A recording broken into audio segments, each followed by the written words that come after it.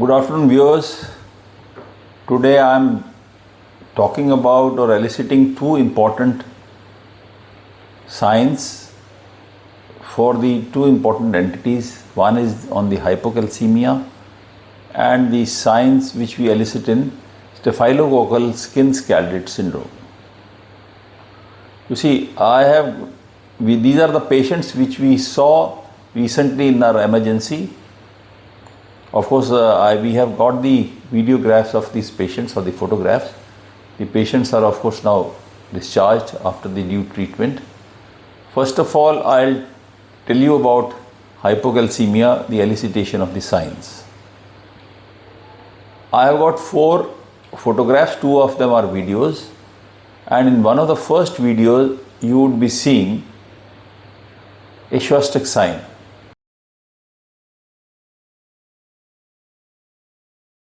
In the Shastic sign, you will see the resident is trying to tap in the interior aspect of the ear over the parotid. You see, what happens in hypocalcemia is there is increased neuromuscular excitability. When there is increased excitability, this is how a child of latent tetany presents. So you are strongly suspecting, based on the history or based on the examination, maybe you are finding some features of hypocalcemia, then you try to elicit these signs. The first thing is, what he is trying to do is, he is tapping on the interior part of the ear, but yes, of course it may not be exactly visible. What happened in here, that when we were tapping on the interior aspect of over the parotid, there was hyperexcitability and there was twitching of the facial muscles. So that is called Shastic sign.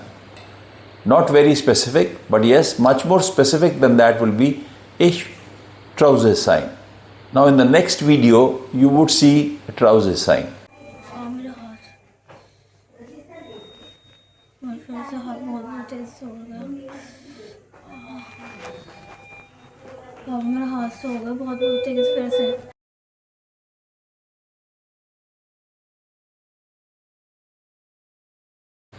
What happens in Trouser sign is that you raise the systolic blood pressure. More than the systolic blood pressure, you raise the blood pressure for 3 to 5 minutes. And what happens is that there is flexion. You would see in this video also, there is the flexion of the elbow, there will be flexion of the metacarpophalangeal joints, and there will be adduction of the thumb. That you will notice in the video as well. So that is what is called as Trouser sign. So this Trouser sign is much more specific for the latent tetany, for the elicitation of the hypocalcemia.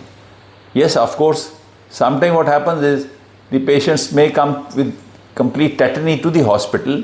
Then the question is very easy. But today my talk was basically how to elicit these two signs. One message I would like to give here is that when you are trying to elicit these signs and you are trying to take the corrective measures, sometimes what happens is these signs don't improve. If these signs don't improve, in spite of your giving calcium, always keep in mind hypomagnesemia. Because this elicitation of sign, whether it is hypocalcemia or hypomagnesemia, are the same. So you have to very strongly suspect that if it is a refractory hypocalcemia, you have given the calcium, signs are not improving, keep in mind magnesium levels, and then first, if the magnesium levels are low, first correct the magnesium levels and then you try to give the calcium. So that was the carry home message, and you would appreciate in my photographs or in the videos the elicitation of these signs. Thank you. Now I am going to tell you about the second elicitation of a second sign, and that is called Nikolsky's sign. Now this sign, of course, you will see the photographs. The patient was with us, and patient had come with the bully.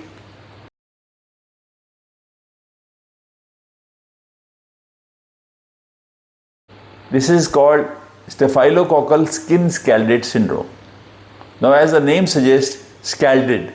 Scalding means there is a wrinkling of the skin, and what happens in this staphylococcal skin scalded syndrome, as the name says, it is secondary to the staphylococcal infection. Now what happens here is that this usually occurs in children, either it occurs in neonates or in children less than 5 years of age. What happens is that there is infection either in the throat, or you have the infection in the umbilicus, and secondary to that there is hematogenous spread of the toxins, and that is called as exfoliative toxin. Now this exfoliative toxin,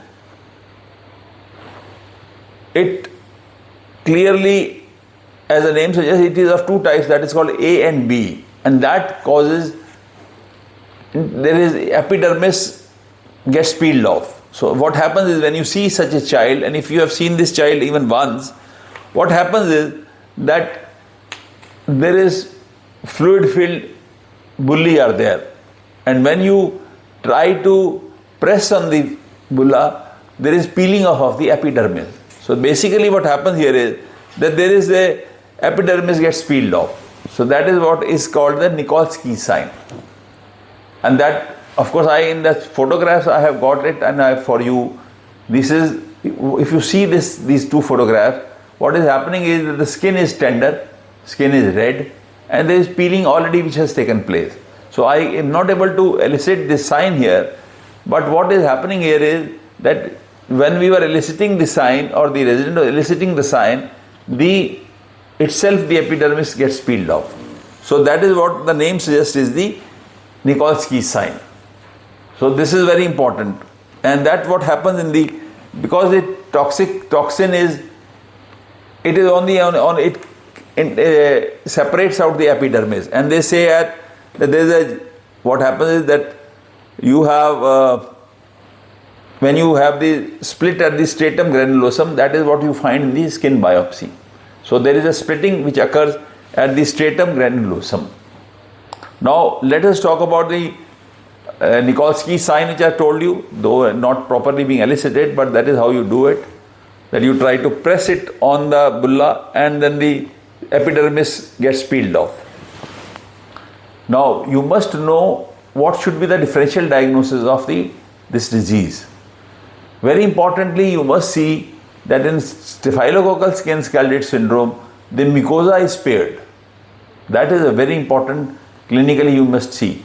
Now what is happening is, what is the differential diagnosis? The closest of the differential diagnosis would be called as TEN. TEN is toxic epidermonecrolysis. Now what is happening, it is just the same, little more severe disease, and it involves the mucosa as well. So that is what is important. So mucosa, you can have bulla, the mouth may be involved, the mucosa of the rectally also some involvement can be there. So basically it is called TENS. The other closest differential diagnosis will of course be the Stevens-Johnson syndrome. Now in Stevens-Johnson syndrome, very importantly, will be the history of the drugs. So you must elicit, whenever you get this kind of a child, you must find out whether the child has taken any drugs or not. Because in Stevens-Johnson syndrome, if you have taken some sulfas, or you have taken some anticonvulsants like carbamazepine, there could be involvement of the similar kind of a picture is there, but then you will have severe mucosal involvement. The other two closest of differential diagnosis will be, this is called as the congenital epidermolysis bullosa, but that occurs right from the birth. So that is congenital epidermolysis, as the name suggests, congenital epidermolysis bullosa. And the fourth one is called as a bullous impetigo. Bullous impetigo will be localized, it will not be generalized, and that is also very closest of the differential diagnosis. One more thing which you must know, that when you have the bulli which are there in the staphylococcal skin scalded syndrome, they are sterile. Even if you send the sample, that it as the name suggests, staphylococcal skin scalded syndrome, but when you send the sample or send it for culture, these are sterile units. So basically this is also very important. Now what investigations you will like to do? As I said, it is mainly more of a clinical diagnosis. Yes, sometimes what happens is, you may, if the diagnosis is clinical, if you can get a culture, let's say blood culture, then sometime it may be positive. But then, as I said, on the lesions, if you try to isolate in the staphylococcal, it will be sterile. The fourth one is, as I was mentioning, that sometime even a skin biopsy can be undertaken, and skin biopsy will definitely tells us the splitting at the stratum glandulosum. So that is one thing. Now what is the treatment? Treatment is you have to give anti-staphylococcal drugs. You have oxacillin, you have linezolid. So all those things can be given. Then the other thing is because there is denudation of the epidermis, there is sometimes it is very extensive, then there could be fluid and electrolyte losses. So you have to take care of give good IV fluids, look for the electrolytes, and fluid and electrolyte balance has to be maintained. And third, last but not the least, is of course the skin care you have to keep in mind. So that is all about the staphylococcal skin scalded syndrome. So complications could be dehydration. If there is severe denudation, look for that. And then the prognosis, I must tell you here, is that this, as I said at the outset, it usually involves the children, neonates or children less than 5 years. Yes, sometimes it can even involve the adults also, but then the prognosis is not very good. They can have some complications, they can have some problems. But for children, the prognosis is excellent. So I thought, importantly, we'll show you some signs of two important diseases, and that is Nikolsky sign. Then you have the Shastic sign and the Trouser sign in hypocalcemia. Thank you very much.